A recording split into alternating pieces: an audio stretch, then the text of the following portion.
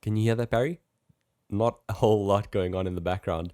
That's because I've got a brand new microphone that I'm extremely excited about, and it's got a really low self-noise level. All these little tech nerdy things that I absolutely love. I really enjoyed getting your message about it, Chad, when it was about to be delivered and you were so excited for this microphone. And then you went and recorded a cover straight away, which was very cool to see. So I'm excited to see what you do with it and kind of what new creations you make with this brand new top-of-the-range microphone. Absolutely. And I hope that it continues, Barry. I hope it's not one of those gadgets that you get and you're so excited about right at the beginning and then you never use it. Although, for the argument against that, we do have our weekly podcast. Every week it rolls on by, so it'll always be used. Exactly. And it gives that crisp audio quality, bringing Chad's silky smooth voice into your ears every single week here at Across the Pond. Welcome. Across the Pond with Barry and Chad. It's enough about my week, Barry. How are you doing on that side? I see you've had some crazy temperatures soaring over there and you got a little bit of relief last night. Oh, it was so wonderful, Chad. We've had a week or two of really hot temperatures and that dry Joburg heat. You know, that kind of makes you feel very sticky and icky. It really doesn't have the humidity that you would like. And last night we had about 6 or 7 hours of rain through the night. It was absolutely wonderful to kind of lie on the couch. We're watching a movie last night and just kind of listening to the rain fall. It was really nice. So things are much cooler. There's a nice overcast conditions today, and I feel a lot more human than I did a couple days ago. Well, that's always a good thing. Definitely good to feel human. On my side, Barry, it's just been the exact opposite. It's been miserable. We've had dark. It's been getting dark at 4:30 since we had the clocks changed, which is really not great. It's been cold and it's been wet, constantly wet. So, you know, I'm clearly quite grumpy about that. But nevertheless, shall we look back on this week that was? Let's do it, Chad. The week that was. We're kicking this one off on a pretty somber basis. We were looking through the show notes just before we kicked off, Barry, and we've at least got a little bit of exciting stuff coming through up on the end of the episode, which I'm sure we're looking forward to. But as always, we've got to kick this one off on the somber note, Barry, because these are the hard-hitting realities of the world that we're living in. Definitely, and it's one of those things where you kind of thought that COVID was going to slowly kind of fade out of the news, but it's there every single week, Chad. It's been the kind of the defining story of 2020, and we wouldn't do it justice if we didn't bring up these new things. And so there's been lots happening on your side of the pond, Chad, and I'm keen to hear what's been going on. Yeah, absolutely. Well, a lot to report basically on the last day. So as we're doing this, Barry, we're in November. It's the 1st of November. Crazy stuff. I can't believe it. But essentially a lot of developments happening yesterday and just yesterday. And we're essentially talking about Europe's second wave, which a lot of experts had kind of anticipated. We never knew when it was going to come and what the kind of gravity or actual quantum of it was going to look like. But we're now in the middle of it. And obviously we're now looking at the story as it's unfolding. And France and Germany have gone into a second national lockdown. And that obviously happened early on in the week. And I think for a lot of us, that was certainly quite a moment that put everything into a bit of perspective, I'd say, where you're kind of feeling like we've just been living in this fairy tale wonderland and ultimately denying to ourselves the reality that this is going to be coming back. We've had our borders open. We ultimately are trying to live semi-normal lives. But while the borders are open, while we're heading into winter, ultimately, the virus is going to come back, and it's going to come back hard. And that's exactly what happened. We had an emergency briefing happen last night from Boris. And there's a few little procedural things that I want to just touch on here, Barry, and get your take on. And ultimately, the first thing being, well, this was an emergency briefing. So apparently he had planned initially to have this briefing on Monday, essentially to lay out the measures we're going to discuss. But ultimately, there was a leak through the press. And it was all over newspapers on Saturday, and his hands were kind of tied to hold this briefing, an emergency briefing. Always an interesting dynamic there. It's kind of one of those key pieces of a 21st century world where the modern media is the court of public opinion, right? Yep. And so if they get some news before it comes out, or we've seen it with product leaks when it comes to services and kind of people selling things. We've seen it in politics. We've seen it in governmental stuff. And when the media get hold of it before you want to release it, you don't really have any other choice, right? Because those rumor mills can be even more devastating than the actual news itself. Yep. And you always want to be able to control the narrative wherever possible. So you want to be able able to stand up and say your piece. And when reporters are getting to kind of source material before you get to say your piece, it can really cause some damage. And so, yeah, it's one of those things that in today's world, you have to be so careful with that information. And it's very hard to avoid these kinds of leaks because there's just so many humans involved, right? Exactly, and I believe there's a bit of a search going on to try and identify where the leak came from. But these types of leaks have been around for a long time. So whether that's actually going to prove fruitful, that investigation, who knows? But yeah, really interesting. So on the back of all of that, obviously there was a bit of scrambling happening at 10 Downing Street, and for the first time, I know we talk about delays on your side of the pond very, very often, Barry. But for the first time, this briefing was supposed to happen at 4 o'clock, and it actually ended up airing at 6:50 in the evening. Sure. So quite a delay. I was really quite frustrated because I was on my couch looking at the TV at 4 o'clock. You're just there waiting to hear what your imminent fate is for the next little while, and just being delayed. But obviously a lot of process stuff that has to happen behind the scenes before some of these statements can be made. It always makes me wonder, like, do you think that things were changing, like, right then? Like, at 4:20, do you think things were changing, or people were still debating, like, bits and pieces of how it's going to work? I'm always curious. I'd love to know what goes on behind the scenes, and you'll find out in years to come, of course. But for now, like, I wonder what was happening in those 2 hours, because, like you say, it's very uncharacteristic, it's very un-British, and it's very much a kind of... It kind of points to how things are a bit in the air at the moment, and there's a lot of different moving parts that are contributing to all the various things in the second wave. Definitely, and just in terms of what those delays were actually for, I think the MPs had to actually be called in from some of the opposition parties and be shown some of the stats that were going to be spoken about, make sure that everyone's on the same page. Ultimately, there is a little bit of a difference this time because there's a vote that's due to happen on Wednesday to actually approve these measures that are going to be announced in Parliament, which is different to what happened the last time. So obviously all of that process type of stuff, which you have to ultimately cross the T's and dot the I's. Yeah, definitely. That is interesting. And I think that we're going to get to it, like who has the power here and who's going to actually like implement all these things. But it's one of those things where the numbers don't lie. I mean, we've seen some crazy numbers in the UK in the last couple of days. And so there really has to be action here. And the question and the debate is going to be, how do you do it? How do you implement it? And obviously Boris is going to need the buy-in from all these various ministers and all the people in Parliament so that it doesn't look like another kind of grab at people's freedoms, at people's freedom of movement, at people's ability to take on normal lives. Exactly. So what is this big thing that we keep on talking about but not talking to exactly? Well, London and the UK ultimately are going into a second national lockdown. And for me, I feel like devastated. I don't know why, but I feel even worse than I did in the first lockdown, Barry. Maybe it's because of the fact that we've been able to appreciate living life fairly normally, not to 100%, but fairly normally. And to be honest, the way that we've been living for the last couple of months, I kind of thought that scenario where you pointed out right at the beginning of this process of us overreacting, looking back and saying, okay, we're better to have overreacted than not. I kind of felt like that's a little bit of what we maybe did based on us now having more information about masks and having the steroid that can drop cases by a third, having better testing, etc. I personally, not sure why, but I didn't think we'd get to this. And ultimately, again, living in this wonderland fairy tale world that just doesn't exist. So in terms of those cases that you mentioned, obviously testing is always a concern. So there's a few studies that run concurrently. And what all of those studies indicate, Barry, is that there are at least 50,000 new cases a day. 50,000 leading up to 80,000, depending on which case you're looking at, or which study at least. And that potentially there's a total of 500,000 cases in the UK at the moment. So those numbers really are quite staggering. If you look at all the curves, etc., ultimately PM's hands were tied. But what this is actually, Barry, is a very stark change in tone. Boris has been riding home this message of regional approach. Regional is better. Let's keep the rest of the economy running. And now switching very quickly to this national lockdown approach.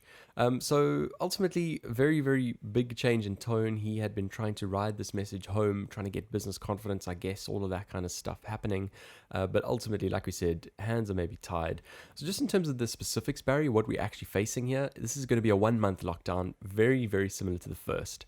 So ultimately, all non-essential shops are going to be closing. You must stay at home unless you meet one of those particular measures. The only key difference that I see so far is that schools are going to remain open.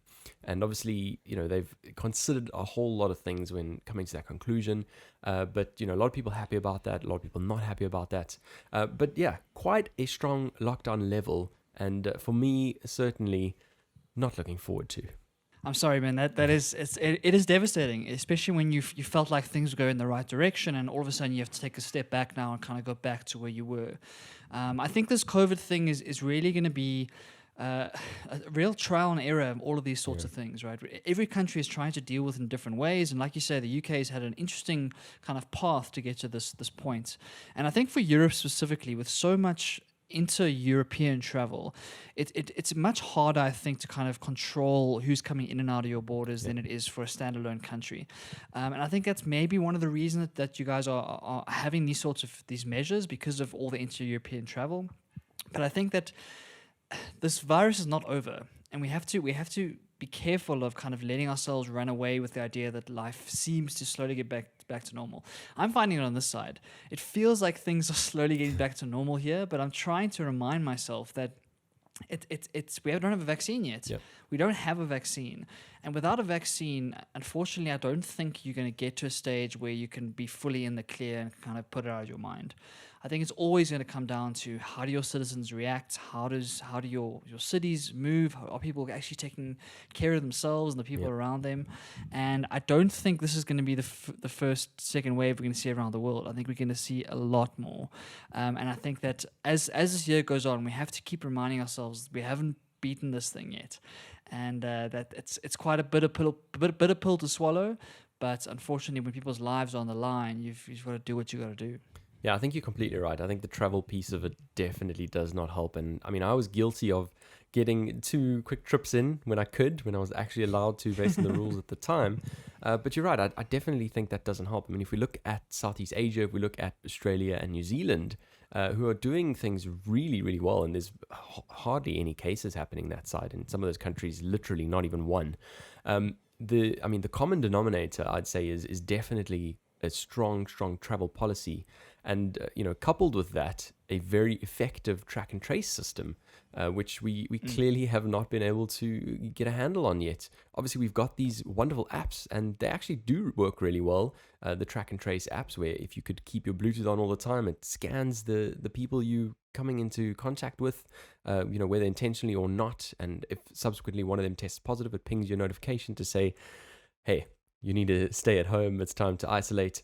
But getting the buy-in of everyone to actually download the app, I think that's the problem here. And ultimately, how do you get everyone to actually cooperate and download this app and get that effective track and trace system once your case numbers are low enough? Yep, that is the big debate, right? And that's the difficult thing to do, is to kind of pull culture in a certain direction that they don't want to go. Yep. Like, no one wants to have to worry about that stuff. But I'm curious to see what the reaction in the country is going to be over the next couple of weeks, as people start to kind of obviously be angry and be upset about the fact of the lockdown, and then trying to process what this means for them going forward, and whether maybe this will help to improve the buy-in. I don't know. Yeah. Maybe it'll help people to kind of just take it a little bit easier, like rather keep your social circles smaller, and hopefully when you come out of the lockdown, people still don't go back to the same old right again, right? You want to be able to kind of ease your way back into life.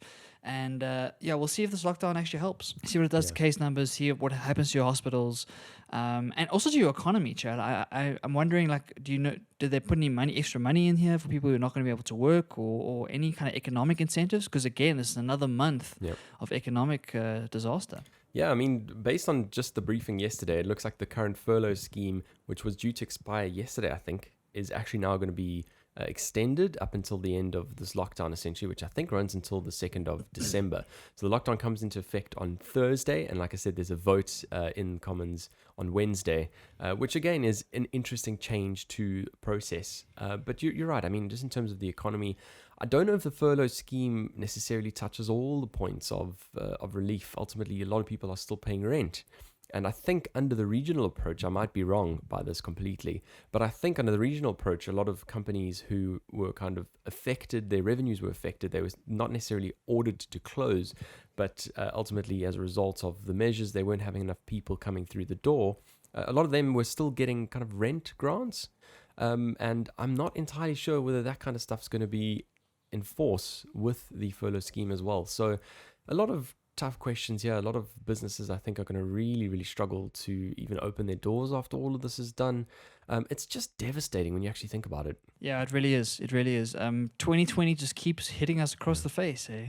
It's been like it's going to go down as one of the toughest years, I think, of our lifetimes. And I think it's the psychological impact, the economic impact, and of course all the people who lost their lives and lost their loved ones and stuff. It really has been a very trying time, and it's reminded us of how fragile life is, how fragile our world is. Like just the ability to lead a normal life, we kind of take for granted when things are good, and when these things happen, it really does take a huge toll. And so I think for everyone in the UK, you got to buckle down. You got to get your exercise in order, like make sure your mental health is as good as possible, and kind of get back to some of those habits that you were in the first lockdown, and do your best to kind of keep sane and keep safe during this period. I think it's going to be a testing time for everyone's character, and like, how are you going to deal with this? How are you going to react to this adversity? But it's one of those things that there's no other way through it. You just have to dive into it and just kind of deal with it as best you can. And hopefully it does the job. Hopefully that kind of takes the pressure off those curves and brings them down to a more manageable level. Yeah, exactly. And I guess the stark distinction this time, Barry, is the fact that we're in winter now. We're not in spring. And so these days are going to be dark. It's going to be cold. It really is not the most ideal scenario to be looking at. But like you say, we just have to do our part, cooperate as much as possible. And yeah, I mean, hopefully by the end of this lockdown, the government has some sort of effective track and trace plan, because that's what you need to stem this virus. So, and then obviously we kind of cast our eyes forward. And what we find, Barry, is Christmas. We find Christmas in this very hazy, uncertain little bubble. What is Christmas going to look like this year? And I think a lot of families are quite concerned by that. And obviously the governments are thinking about that too. Yeah, definitely. I think a lot of families probably might not be able to celebrate together, which is a travesty, right? And Christmas is one of those times with so special to so many people around the world. And it's going to be a very different Christmas this year, as this whole year has been. I mean, this whole year has just been throwing all of our old habits out the window. All of our goals and dreams for 2020 were thrown out the window. And it's been a means of survival, just trying to kind of make the best you can out of a very difficult situation. Yep. And so, yeah, the timing's not ideal, but unfortunately the virus doesn't care when Christmas is. Yep. The virus just keeps on going. And all we can do is make the best decision we can right now with the information at hand. Yep. I mean, they're in a lose-lose situation. No matter what decision they make, they're going to be vilified for it. But all you can do is look at the data that you have, make the best possible decision, and just hope that it's enough to kind of stem the exponential curve and kind of bring things back into a linear fashion. Completely agree. And like you said, that virus doesn't adjust to our plans. It just does its thing. But I mean, the interesting other arguments that I will find myself seeing or hearing when this does happen, if there are special measures put in place for Christmas to allow people to have Christmas, which then could be quite worrying and damaging potentially to the government, is all of the other cultural holidays that have happened so far. And a lot of cultural holidays have not been able to happen. So how would you allow those to not happen and then make special arrangements for another? Yeah, it's so hard. We start making exceptions, right? Yeah. Especially even though Britain's like a very high Christian denominated country, there's so much diversity there, and there's so many other religions and kind of cultures that like you say would feel hard done by if that was the case. And so we'll have to watch and see what happens. They've got some very difficult decisions to make over the next couple of months. Best case scenario, hopefully, Chad, by that point we fixed it, So let's hope for that for the moment. Let's not be delusional, Barry. Although we do have some good news, and you want to contribute some good news this time. Yeah. So talking about the vaccines, of course, the vaccines are in development all around the world, and there's 1,000 different variations, and it's hard to know how to take some of these news stories because they're written by journalists, Yeah. and journalists love to use good headlines, right? So I'm taking this with a pinch of salt, so don't quote me on this. But basically, the vaccine coming out of Oxford University, which is one of the higher regarded vaccines around the world, has shown some really promising results in the last couple of weeks. Apparently, it's been used in some sort of trials and kind of given to older people who have some comorbidities and some sort of are the highest at risk, and it's showing really promising results. And so, according to the story, it sounds like if things continue going the way they're going in this trial, we might see that vaccine being tested in some UK hospitals towards the end of November. Okay. So that's a very, very promising piece of information. Hopefully that's the case. But again, I take it with a pinch of salt because these journalists know how to write these headlines. And there's not enough information in that article to really give you a sense as to how those trials are going. Of course, these trials are very, very highly controlled and highly regulated. And so they don't want to announce anything before they've made sure the results are actually as they think. But apparently, according to placebo, it's doing quite well. And so hopefully, Chad, this might be the one, and we'll get to see it tested towards the end of November. Okay, that's really interesting, and that's very positive. Let's definitely keep our eyes peeled for that. But then, obviously, the next question, Barry, is always how quickly can they scale up production of these things?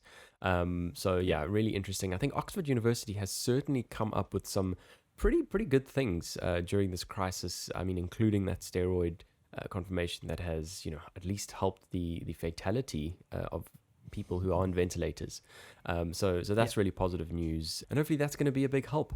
Now we're going to cast our eyes a little bit, Barry, down to the southern hemisphere, where you are sitting with the overcast clouds this morning, and ultimately, you guys are not immune from COVID either. Find yourself in a really tricky situation with the economy, all of that kind of stuff. There was a medium-term budget speech that happened this last week, and 3 very interesting points to discuss. Yeah, definitely, Chad. It's a very, very mixed bag from the speech. Of course, in South Africa, our case numbers are actually they're looking okay. They're looking not too bad, but the economic devastation has been absolutely terrible. The major stat that the budget speech came out was that our GDP has lost about 8% in 2020, which is a huge figure when it comes to GDP movements, and really does not bode well for the future. It's very hard to see where growth is coming from. Huge unemployment. There's lots and lots of struggles here, and the next 10 years in South Africa's journey is going to be the economic rebuild, hopefully. And that's what we have to focus on, right? And so this medium-term budget speech was kind of talking to some of those longer than a year processes as how they're going to dig themselves out of this hole. And as you said, there's a lot in the speech. So if you are South African, go and watch it. It really is important to kind of get a sense. But here are 3 points I think are quite crucial. The first one, Chad, just blows my mind, and I don't know what to say. I'm out of all words. South African Airways has been allocated even more money. Even more money once again. After talking about them for like 5 or 6 episodes in the past, Chad. They're back, and apparently they've been allocated 6.5 billion rand to settle debt and another 10.5 billion rand to help with their business rescue proceedings.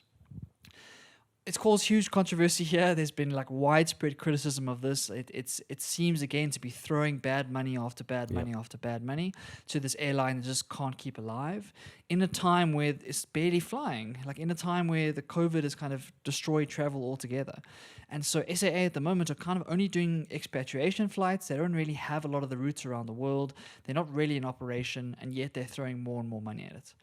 Pravin Gordhan, who announced or kind of was responsible for this bailout, has tried to kind of stem the tide and try to explain that this is not trying to relaunch the airline. This money is not designed to try and get SAA back on its feet. The idea is just to get it to kind of a 0 point, so a neutral point where an equity investor can come in and buy it. And that's kind of the route they're trying to go. So that's the reasoning for it. But Chad, it's been met with wide criticism, and I don't know what to say.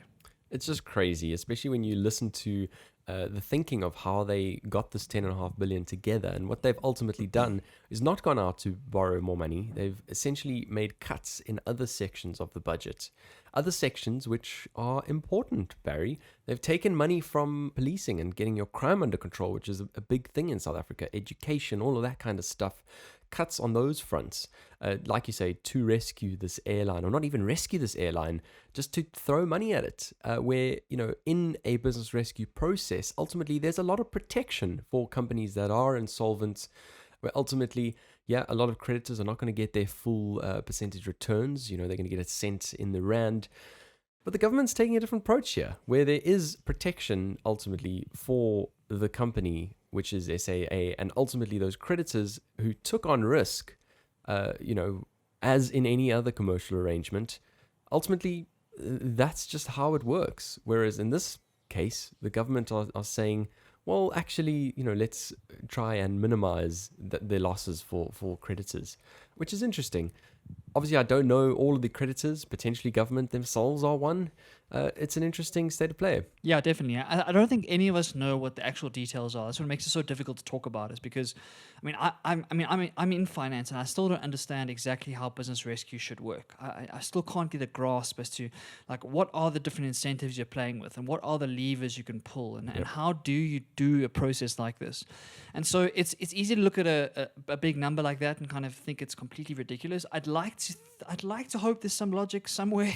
I'd like to hope that someone has got some reasons for this.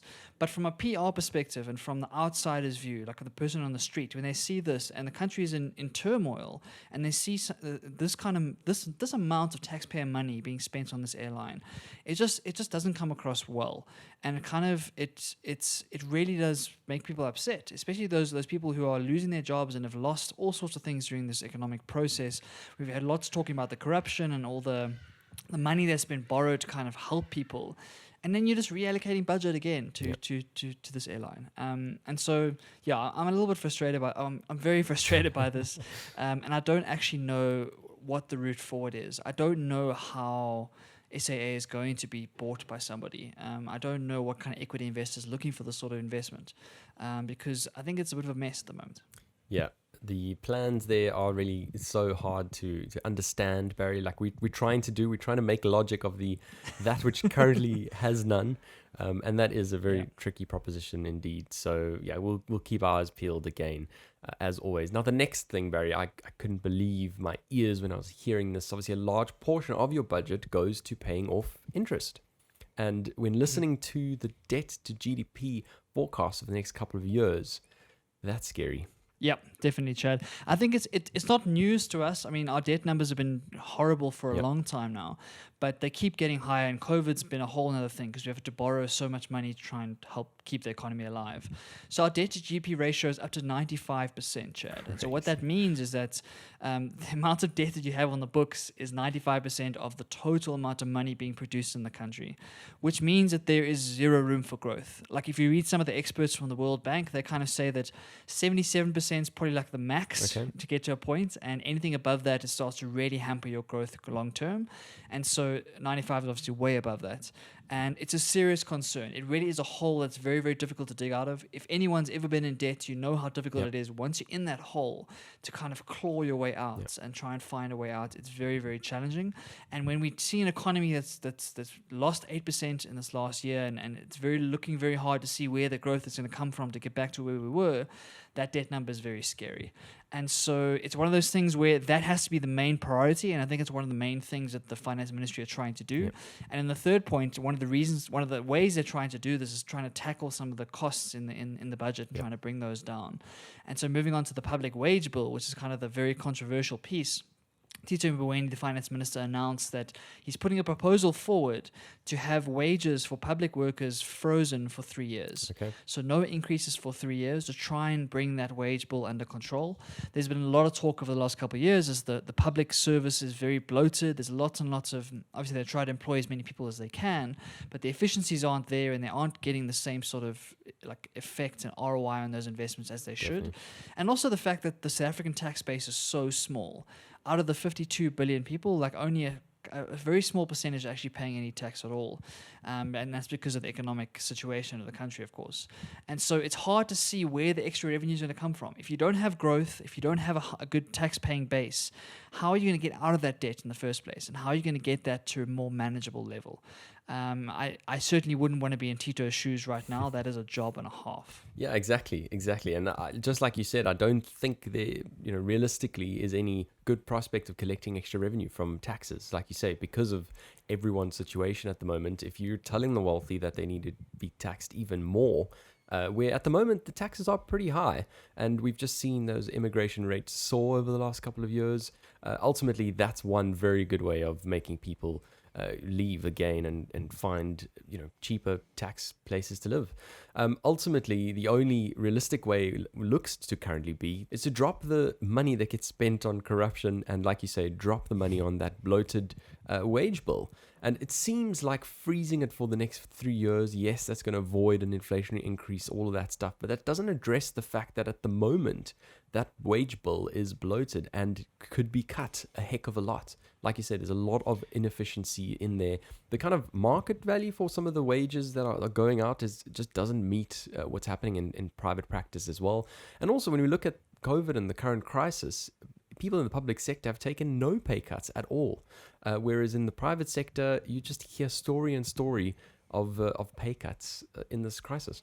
Yeah, that's what makes this PR difficult, is that, like you say, in the private sector, you don't have a choice. Like, you cut costs where you can. Yeah. In public sector, you have a little bit more kind of support. You have a little bit more, because you're closer to where the money's coming from, right? Yep. So you've got a better chance of benefiting from that. And so obviously the trade unions have gone berserk over this kind of proposal, and they want to try and fight it with all they can because they're trying to look after their members. But it really is a difficult situation because, like you say, where is that revenue going to come from? We have to see growth. We somehow have to figure out how to get the economy to grow. We have to create more opportunities. We have to look for more foreign investment. We need money to come in, because reallocating budgets and freezing wage bills, that's just treating symptoms. Yep. All you're doing is kicking the can down the road one more year, and maybe you're saving a little bit on that 1 year. But over the next 10 to 20 years, we have to see growth in the economy. That is the only thing that's going to save us. Like, there's no one's going to come in and kind of bail us out. There's no significant increase in foreign investment that I can see, and so we have to find a way to get that economy to move again. And that's going to be a long, arduous process. It needs real structures in place. It needs real leadership. It needs to get rid of all the money we're wasting, all the taxpayer money that's going into people's pockets. Yep. It's going to be a challenging few years ahead, Chad. And this budget speech was a reminder to all of us as to how deep the hole South Africa actually is in. Yeah, it's fascinating, and we do hope always that these things, ultimately become less of a problem in the future. But we have to be realistic. We have to look at the current state of play as well. And I just hope you guys can pull things together and get things going again. But yeah, certainly a tricky position to be in. Now, the last thing that we wanted to chat about that happened this past week, Barry, I know we've been talking for a while already, and we are still in the first section, but there's lots to cover here, lots of juice and detail. The last thing we wanted to chat about is basically Jony Ive from Apple, who was ultimately credited with a lot of the good design choices that happened this past week. I saw the story pop up in my feed as well, and I was like, what the heck? Yes, so Jony Ive, for those who don't know, he was the chief design officer, basically, of Apple for, I think, 20 years, some crazy long period. And he was at the helm for right from the beginning of the iPhone, or even the iPod, right through the iPhone, the iPad, etc. And it's had a huge influence on that company. He used to work very closely with Steve Jobs and was one of the key decision makers in those times to really kind of bring about all the design innovations that Apple presented. And if you think about Apple as a company, design has been where they've stood apart, right? The design, the user experience, all of that stuff, that's what's made Apple who they are. Definitely. And so Jony Ive has a lot to take credit for. And so he really is very highly regarded in the space, one of the giants of the design world.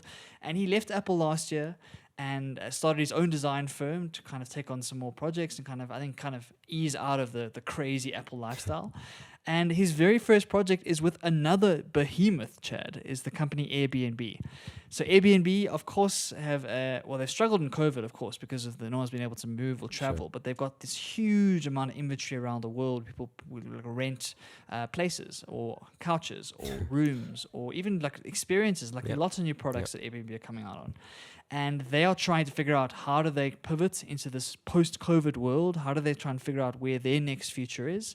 And so they brought Jony in to kind of do a full redesign of everything, from the app experience itself right to their experiences and products, their new kind of food-related stuff, and all of their bits and pieces.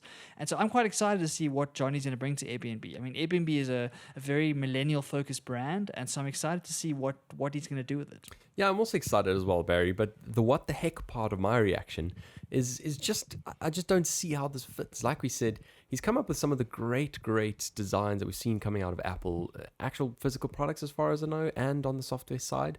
And obviously, Airbnb is purely software based, and I personally don't think that the software is not aesthetically pleasing as it is at the moment. I don't know if there's a basis to go from the ground up and redesign it. It's been a company that has been really successful. If we look at how they've essentially revolutionized the way we think about accommodation and travel, and ultimately even maybe earning some money in short-term rentals, they've done really well. So I personally don't see where there's any extra potential or any extra opportunity for them to capitalize on this kind of redesign. Am I missing something? I don't know, Chad. I don't know. I mean, I think that there must be constant conversations to try and figure out where the future of the company is.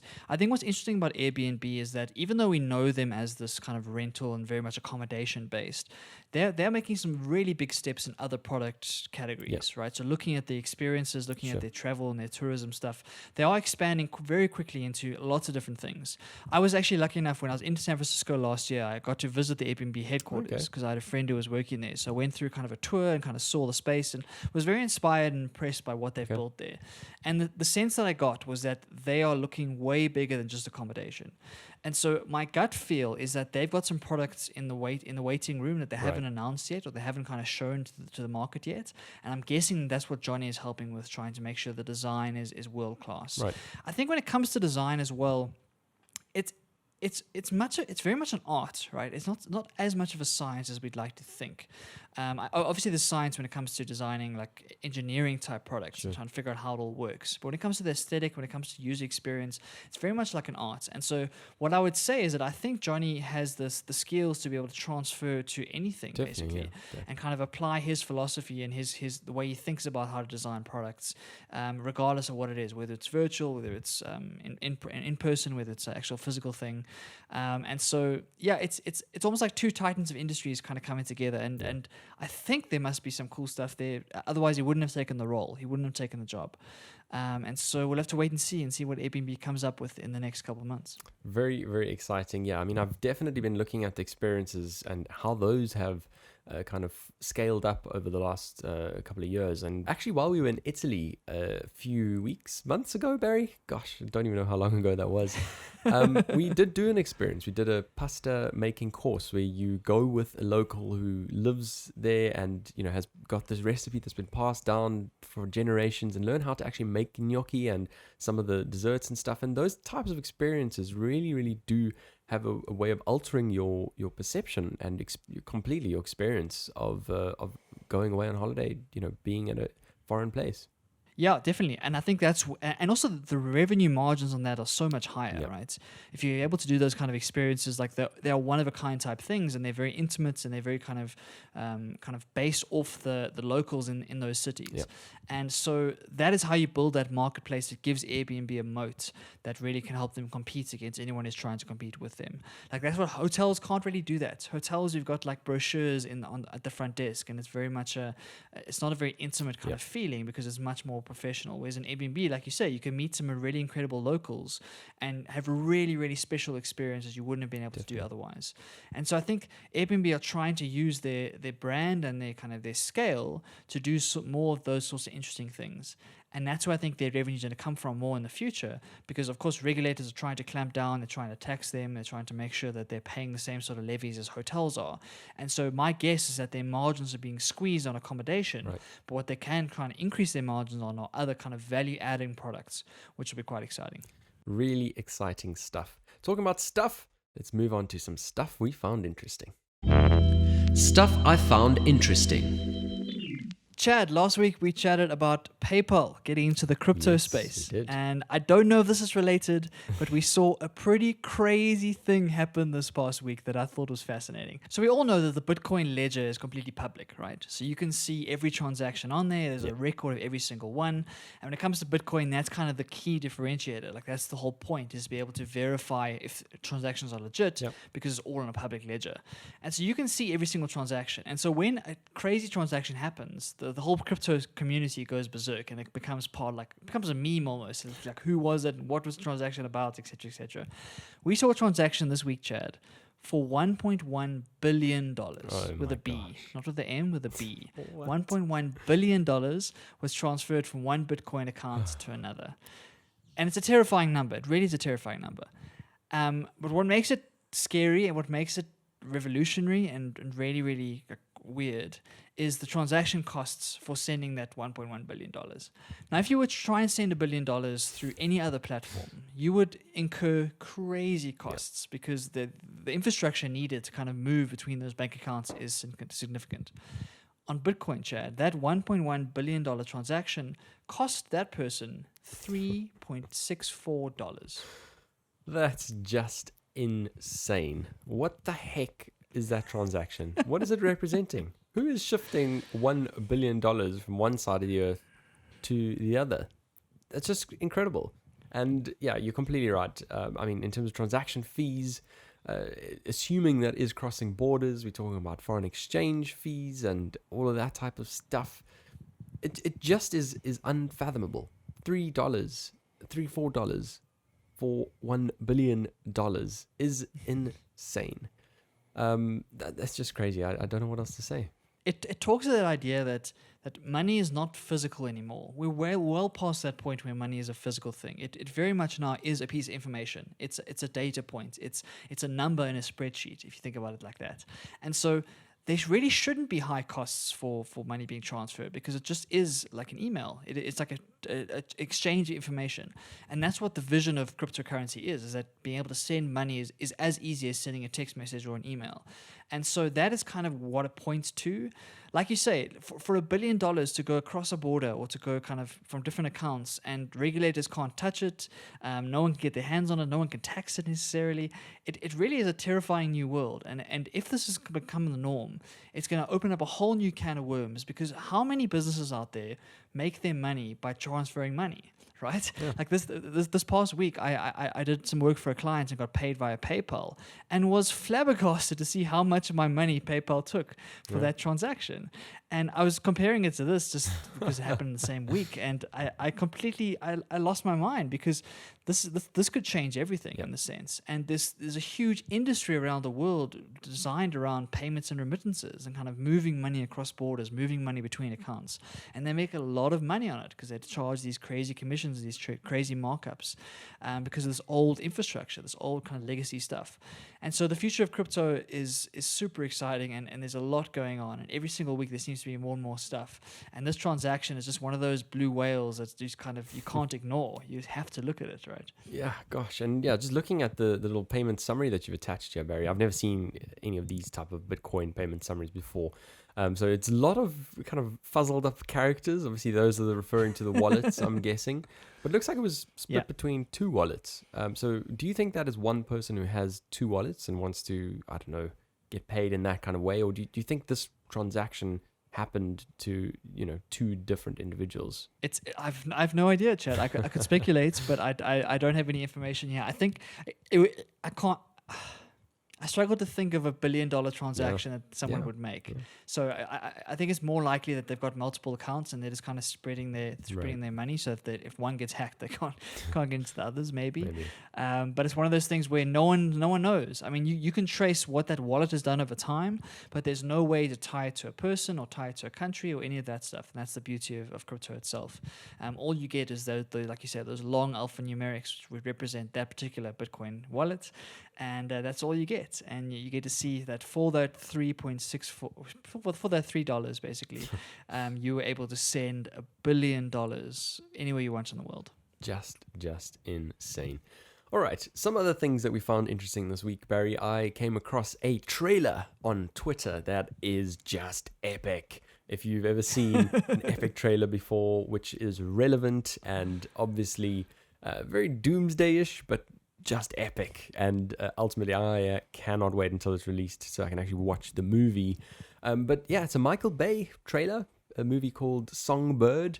And essentially, it is dealing with the ultimate worst case scenario of COVID-19. And some would say, too soon. That was my first reaction when you sent it to me, Chad. I said, too soon. It's too soon for pandemic movies. I know everyone's dying to release them. I know everyone's been writing them in lockdown. My mind is too soon. But then again, Contagion did really, really well. Like Contagion was a movie that came out a couple of years ago and became popular during the pandemic because it was quite kind of prophetic in a way. And so I understand why they're making it, and I can't deny the trailer looks insane. Like I can't deny it looks like a really cool movie. But it's like, are we at that point where we're starting to watch these Hollywood movies yet? We're not even out of the pandemic yet. It's a very, very strange thing. It really is. Well, definitely go and check out the trailer, if anything else. Whether you have any intention of watching it or not, just spend the 1 or 2 minutes just watching the trailer, because, I certainly did enjoy it. Just in terms of putting a bit of perspective into the current restrictions that we have and where we actually think it might be hectic at the moment. Oh boy, there's a lot of potential. Oh yeah. There's going to be a whole genre of this stuff going forward, Chad. Pandemic-related novels and movies and all sorts of stuff. So that's definitely going to have a huge rise after this period. Definitely, Barry. Well, on your side of the pond, you have been able to do something fairly normal and sit in a theatre and watch a performance. And I'm very, very jealous about it, Barry. But why don't you talk us through the experience and what it was like? Chad, I find, I mean, if you know me, you know that I love theatre, and it's one of the biggest things I've missed over the whole year, basically. And it was such a surreal moment to be sitting in a theatre, mask on, of course, but sitting in a theatre and watching something on stage. It really was a really special moment. And I actually got quite emotional by it, because I was sitting there just reflecting on the year that we've had, and the fact that all these artists on stage that just have not been able to perform at all. And so it was a really, really cool experience, and it made it even better because I was watching the infamous, the incredible Ndlovu Youth Choir, which is this choir from Limpopo here in South Africa that went to America's Got Talent, got picked up by America's Got Talent, and made it to the final of America's Got Talent, and really, really was an inspiration for the whole world. They went viral right at the beginning of their careers, well, not the beginning of their careers, but what got them onto America's Got Talent was that they did a Zulu version of Ed Sheeran's Shape of You in a very, very South African version. And it's an incredible video. Like the amount of energy, the amount of enthusiasm, and the South African spin on an Ed Sheeran song was just incredible. So that went viral, and that's when they got scouted, and they kind of went across and did very, very well on America's Got Talent. And they've now become a very, very popular choir that sings all around the world, and obviously not in COVID times, but kind of before COVID, they were doing lots and lots of shows around the world and really, really doing amazing stuff. And why I wanted to chat about them was their story is so special, but it's also so sad on the other side of things. So the reason it's special is because these guys are aging from, say, 11 years old to about 18 years old, so like youngsters, right? Really, really young guys, but all in, guys and girls, all from one town, one little township called Motse in Limpopo. So they're all from one area. A lot of them don't have like any possibilities. A lot of them aren't educated. A lot of them don't have the opportunities to go and do anything like of substance. They're really struggling. Limpopo is one of the poorest parts of our country, and for some reason they were able to kind of pull themselves up, and through an old choir master from the Drakensberg Boys Choir who found them and kind of has turned them into this professional outfit, they've now been able to make their choir actually profitable and actually economically viable to be able to provide for their families back home. So that is such a special kind of story, and I hope that they continue to do the stuff. They take these pop songs, Chad. They at the concert they took Aretha Franklin's Respect and did a South African version on it, bringing gumboot dancing and all sorts of really, really cool pieces of South African culture into the music, and it really was this really special occasion. The second side of the story, which makes it a little bit sad, was this idea that they had to go halfway across the world in order to be recognized in South Africa. So it's one of those things where all of a sudden, because they were on the America's Got Talent stage, then they became popular in South Africa, even though they'd been in South Africa performing for years before that. And it kind of talks to this a little bit this inferiority complex where we often look to the US, we often look to other kind of countries to tell us what culture we should care about, right? And so the moment they make it there, then all of a sudden they can start making it here. But for years they were doing what they're doing right now, but not getting the recognition they deserve here in the country. And so I found that a really interesting dichotomy as to, I'm really proud of them. It really makes me proud to be South African, to watch them. But it really is sad that they had to go to Los Angeles to go and win a competition there in order for us to take any notice of them. Yeah.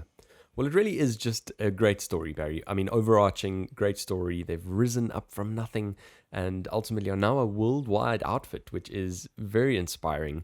And like you say, nice to see them on the world stage as well. But you're completely right. I think it is just tragic that we ultimately rely on approval from another nation because we somehow, I don't know, that's just become our guiding North Star, and it shouldn't be. It's the kind of influence we've seen even in South African music on kind of American accents, in the sort of tonality of what we're singing. There's just been so much influence coming from that side. And when you actually break it down to, looking at where rhythms came from and certain genres, looking at house music, which is now extremely popular, in a kind of dance sort of format across the world, looking at where the roots of that type of music is. And ultimately, we should not be looking there as the guiding North Star. There's a lot of heritage and a lot of new things that we have to contribute. And I don't know what the solution is there, Barry. I don't know how you change that kind of perception at the moment, that the US has everything, or the US or the UK ultimately have all of the top of the pops. I mean, ultimately, I know there was a big drive on the radio stations in South Africa a few years ago to play, I think, 90% South African music. The reactions to that were not good. Yeah, it's a difficult one, and I don't. Obviously, South Africa is a big victim of it, but I think it's worldwide. Yep. The amount of control that the US has over media in general is staggering, right? When you think of Hollywood, when you think of kind of the music coming out of you think of LA and all the entertainers that come out of that very, very small part of the world, they have a disproportionate amount of influence, and unfortunately, it's one of those things where American media is very, very dominant. If I look at my media consumption, Chad, 99% of it is American stuff, right? When it comes to podcasts, when it comes to books that I read, when it comes to movies, when it comes to music, like it's hugely, hugely dominated by America. And so, like you say, I don't know how you get out of it. I think for South Africa, what we have to work on is just belief in ourselves, right? One of the main pillars of that concert, one of the messages they were trying to bring across as the choir was that we have to believe in ourselves that we can compete at this global level, because we can, but we kind of hold ourselves back because we have this inferiority complex about being, oh, we're from Africa, or we're from the third world, or we're kind of a developing country. All of these kind of these mindsets that we get in the way of what could be really special stuff. South African music is some of the best music in the world, if you think about it, and unfortunately it hasn't got the recognition it deserves, is because it's stayed here. It's very much been staged here. It hasn't seen a stage elsewhere. And so all of a sudden, the youth choir goes to America's Got Talent, and now they're performing all around the world. They were telling us about, during COVID, they obviously couldn't go and do all the performances live, but they had built this green screen studio in the middle of Limpopo. Like in the middle, like they said outside there were goats and sheep and stuff, and inside there was all this fancy green screen stuff. And they were doing live performances, live concerts to Singapore, to the UK, to Australia, to countries all around the world, making a really good living for themselves. And so it takes a little bit of belief, and then it takes some professionalism to kind of say, okay, cool, we've got something special here. How do we package it in a way that can then be sold to other consumers, right? One of the biggest criticisms of the choir was the kind of songs they sang on America's Got Talent were very Americanized songs. But that's what they had to do to win that competition. And what kind of what Choir Master was saying was that the producers were forcing them to pick certain songs, and they would have to try and put their own spin on it. But in order to kind of make the way throughout the world, they kind of have to put on these Americanized type performances. And so it's a weird balance you got to find between believing yourself and what makes you special, but understanding the market that you're selling into. Unfortunately, no one in South Africa is paying to go and see choirs. It just doesn't happen. Unfortunately, we don't have the audiences to go and see that. And so that's why they don't get the recognition. Whereas overseas, there is an audience for choirs around the world. And it's interesting to think about, like, what do South Africans think of themselves in terms of the global stage? And how do we take those people with lots and lots of talent? If you think about the fact that all of those choir members come from one small town in Limpopo, imagine how many other talented people we have that just aren't seeing those opportunities. And so, yeah, for me, it's a mix of optimism for the potential of our country, but a little sadness as well that we have to go halfway across the world to kind of recognize it back home. Yeah, you're right. And I think you're completely right when you mention it's not just a South African thing. I think a lot of nations have been struggling with this as well. But over recent time, I think there are some positive things happening. I think we look at tracks like, Jerusalem, and we look at the success of the Ndlovu Youth Choir. We look at even Jeremy Loops, who's now a worldwide phenomenon as well. And on the back of that, on some other nations, we look at how big K-pop is around the world, which is a very much, Korean-specific genre. And so I think there is some positive news in the space. I think we are realizing that the world is bigger than the lens we currently, view it as. And that's only a positive thing. We need more diversity in the world. Definitely. And that's a factor of the barriers to entry being brought down. You no longer have to get a big record deal at a big US record company in order to make it. You can put your music up on SoundCloud or on Spotify or on Apple Music and find an audience for yourself. Sure. And so the internet and kind of the globalization has democratized this stuff. And K-pop's a great example of that. K-pop is an absolute phenomenon. It is absolutely massive. And that's what we want. We want more of those kind of very niche things getting blown up to a major stage. And I think we will see more and more of it, and I just hope South Africa has a small piece of that pie, Chad. Completely agree, Barry. Well, let's cast our eyes ahead. Looking ahead. Alrighty, time to look ahead, Barry, but not in the usual way that we do. We're not looking at technology, as always, unfortunately, which I know we love so much.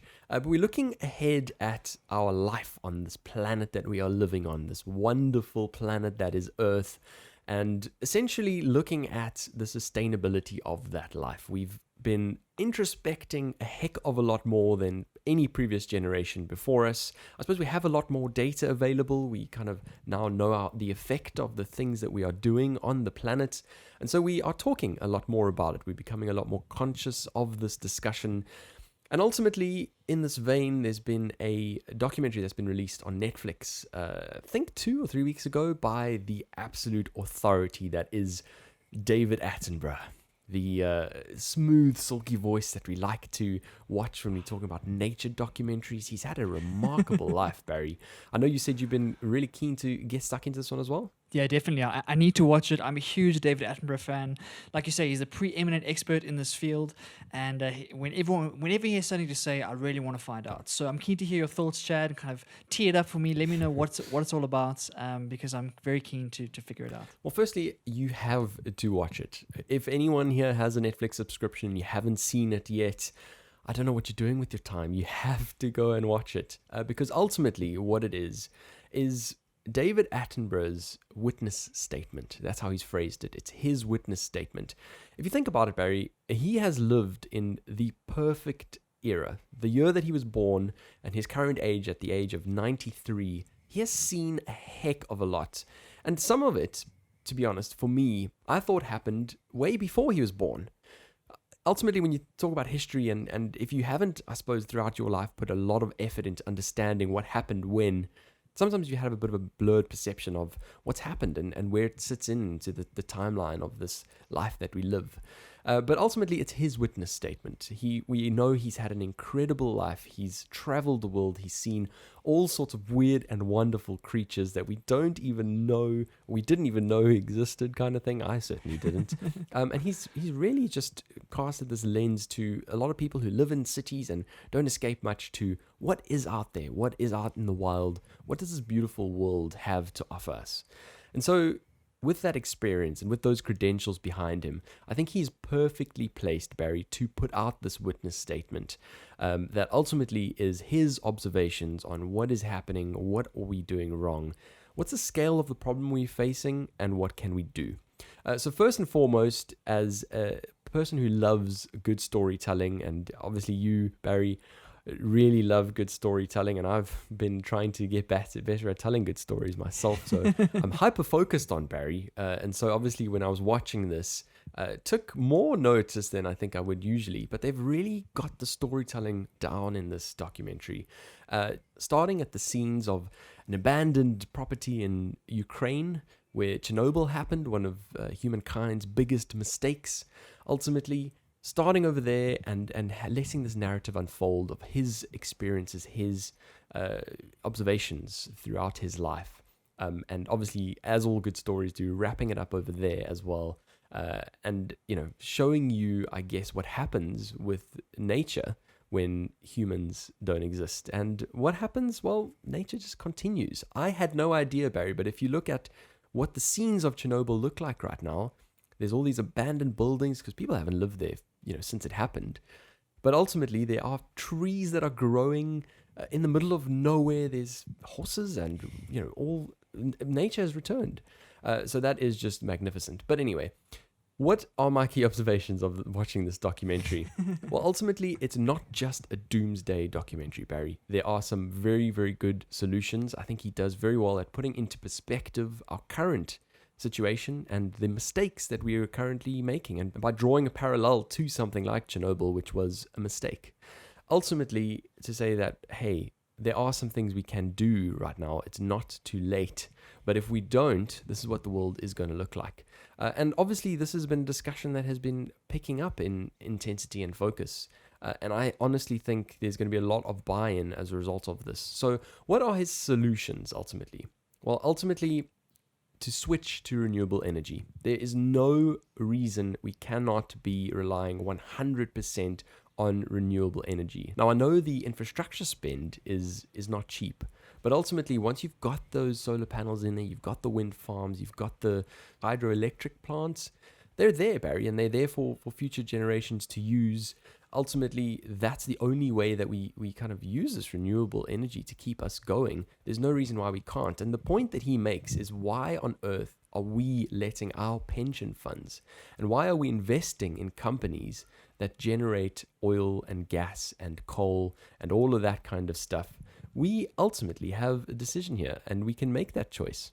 Yeah, I think it's a really key piece of this whole sustainability movement, Chad, is trying to figure out how do you fix the incentives so that people like us can actually make a difference with our money, with our choices, with the way we live our lives. So much of the sustainability stuff feels out of our hands. When we think about climate change, it's hard to figure out, what do I do? Like me sitting in my house in Johannesburg, how do I stop the pandas from dying? Or how do I stop the rainforest from being cut down? And it's hard to kind of get a sense as to what impact can I make. And that means that everyone kind of abdicates responsibility and we never make any progress.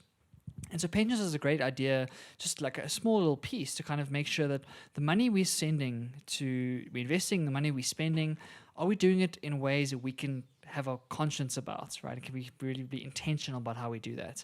And that's the only way we can move forward, is by people taking responsibility for their small piece of the pie, their small drop in the ocean, and making the best possible decision. Because once you start shifting pension funds, once you start shifting incentives like that, you force the world to change, because the free market will do that, right? Yeah. The moment the money's not going there, people have to make a change. They have to pivot in order to survive. Yeah. And so that's the way you change the market dynamics, and that's how you change incentives. That's how you pull culture. That's how you change the way we do things. It's not easy. It's really not easy, and it's a reason we find it so difficult to fight climate change, because it's this global thing, this global problem that doesn't really have anyone you can point a finger at. It's too big of a problem. And so that's one great example of just a small little piece that you can try and change the market incentives. And yeah, I think it's a good idea. Absolutely. So that's the first thing, Barry. And I agree with you. I think that is something that is very easy. As consumers, the more we speak about these things, the more pressure we put on fund managers, ultimately, to put our money where we want it to be. Ultimately, that's where you start to see these waves happening. And I think it's happening. I think there's a big wave shifting from the old ways of generating electricity into the new renewable space. The next way, Barry, is by looking at ultimately what we've done to forests and biodiversity. Throughout this documentary, he explains why we need the wild to be the wild. All of the various balancing acts that happen, and the roles that all of these different parts of the globe play in keeping our climate the same. He mentions that in the last 10,000 years, Barry, in the last 10,000 years, the temperature has not moved by 1 degree. Whereas if you look at in our lifetimes, Barry, all of a sudden we've seen those temperatures rise at this crazy pace when you put it into that kind of perspective. And so he explains this balancing act that nature has and how it keeps the temperature the same. And one of the things that we've been doing is obviously ripping down these biodiverse forests and putting up the same sort of palm trees, because obviously we've got the various applications that we need these things for. And obviously we don't see as much value in the biodiverse forests just being there. But ultimately, there's so many different ecosystems that depend on that being the wild. So essentially, we need to stop doing that. We need to stop ripping out, the forest. We need to return the land to the wild. And like his example with Chernobyl, when we do that, all we need to do, there's not a lot that we need to do, Barry. We need to just stop doing anything, stop cutting things down, just stop doing anything, and it will return to normal. And one good example is those palm trees that I mentioned, Barry. But another good example is what we eat. We talk about beef. We talk about the amount of space that beef needs. And when you actually look at countries like the Netherlands, who are doing some wonderful things in the field of farming, and if we were to switch over to more vegetarian type diets, we're not saying eliminate meat completely, but the less of it we can have, the more space we can return to the wild. And the easier we'll be able to get a hold on this thing that is climate change. It's another good example of those small things that you can do in your individual life to try and shift market incentives. So a lot of friends of mine, and I've certainly been influenced by the ideas of going more vegetarian on certain days of the week, or kind of trying to cut down your red meat consumption, or trying to cut down various bits and pieces that aren't as sustainable for the environment. Those small changes might seem minuscule to you, but with enough of people doing it, it can shift the way those markets run and kind of push the innovations and the kind of changes in our society forward. And so those are the things we have to keep talking about, because like you say, we don't have to be the hero here. We don't have to go and save every panda. We don't have to go and proactively do all of these things. We just have to stop the bad habits we've got into as humans that are just not sustainable and are kind of wasting resources and being very greedy about how we live on this planet. It's this thing that because we're at the top of the food chain, because we think of ourselves as this incredibly high powered species, we think we have the right, we think we have the opportunity to just do whatever we want and kind of carve out spaces to be human centric and kind of do whatever needs to be done in our interests and not the interests of everything else on this planet. And that's going to bite us in the bum. It's going to bite us because we need this planet to survive. Yeah. We are reliant on this ecosystem in order for us to survive.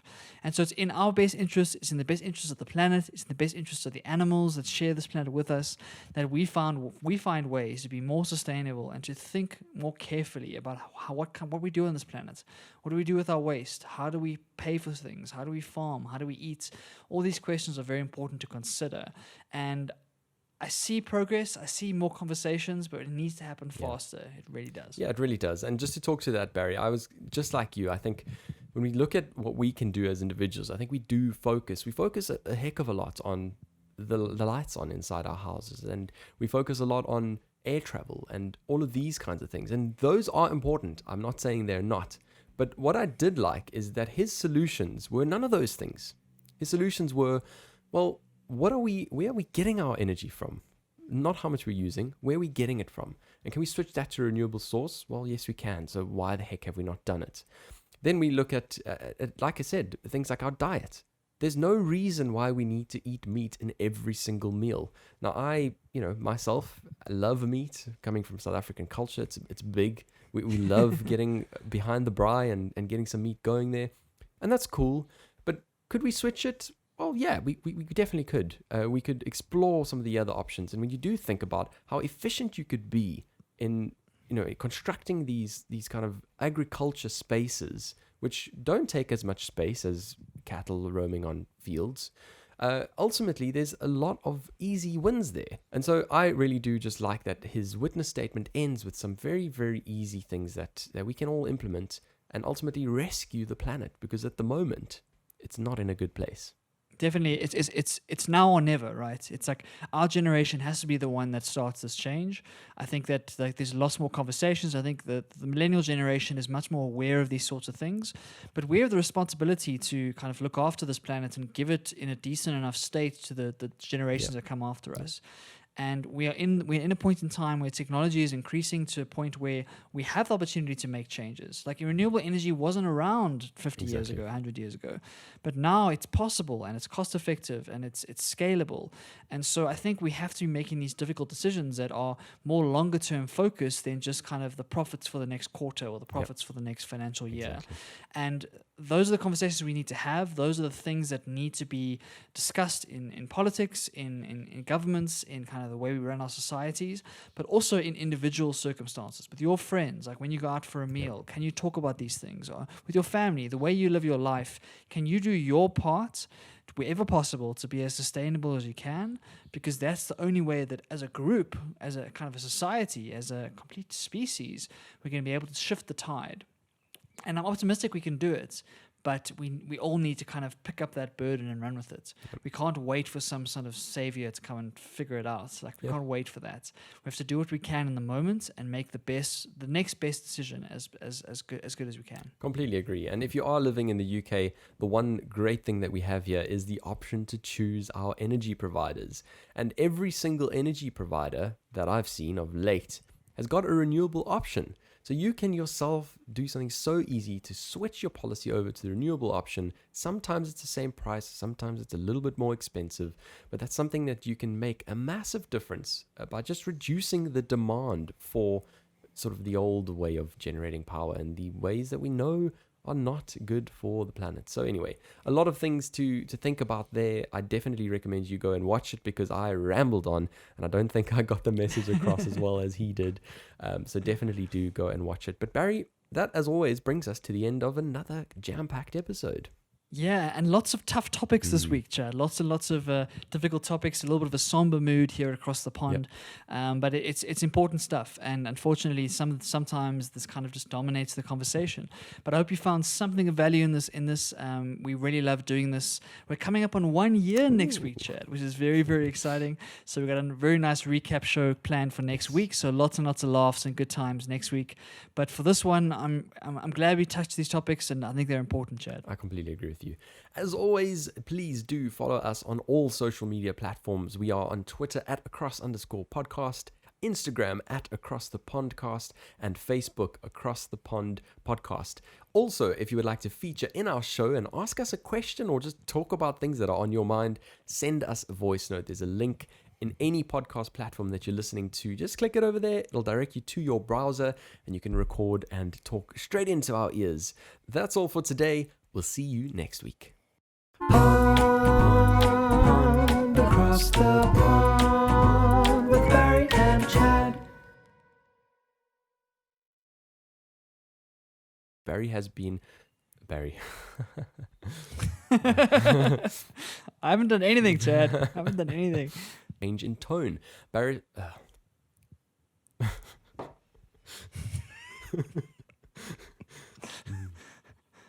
I don't know if I should feel insulted. Boris.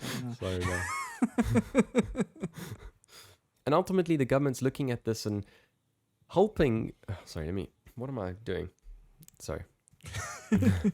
What happened was, of course, let me backtrack. So what happened, Chad, was something that was really, really well. No, man. Where did I stop? Where did I go wrong? That's what I'm trying to figure out. Storytelling's been something you've been hyper-focused on and trying to get better at. Yeah. Something that I've actually been like you say, he is the preeminent expert in this life, and in this sort of hydro. What's it called? Hydroelectric plants. Hydroelectric plants. Yep. And we not even 200. Fuck. Isn't. Oh. I think is it 40 years? I think it's 40 years. Damn it. That's all for this week. We'll see you next week. No, that was like too much week. Sorry.